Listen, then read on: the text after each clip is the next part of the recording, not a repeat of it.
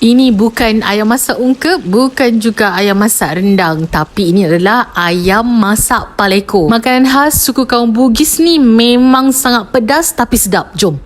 Masukkan ke semua bahan yang Nina dah tulis ke atas ni. Bahan-bahan dia lebih kurang macam ungkep, macam juga rendang, tapi lada tu lebihkan ya. Untuk tumis sekejap lagi ni akan gunakan pan daripada Masaki ni. Ya Allah, pan Masaki ni memang best sangat-sangat. Selain daripada handle yang memang sangat-sangat kukuh, pan ni juga memang non-stick dan berdiameter 20cm macam tu. Sesuai lah nak masak apa-apa untuk 2 orang comel je kan. Dan dia datang sekali dengan penutup tau. Dah, jom kita tumis bahan-bahan ni dulu sampai agak menggaring. Masukkanlah serbuk kunyit, daun limau purut sikit dan daun salam. Ya Allah, semebak sangat-sangat. Dan Nina bersin tau tak.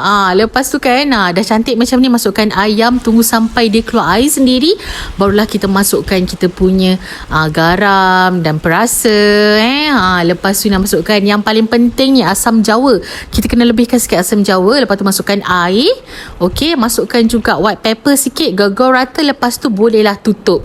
Tunggu sampai agak mengering dah, ayam tu dah masak, dah siap. Ayam paleko ni sedialah untuk dihidangkan. Ya Allah, memang sangat-sangat wangi dan pedas, dan asam jawa tadi memang blend sangat dengan rasa ayam masak paleko ni. Ya Allah, korang kena cuba tau. Lepas tu nanti komen kat bawah. Itu saja kali ni. Bye bye.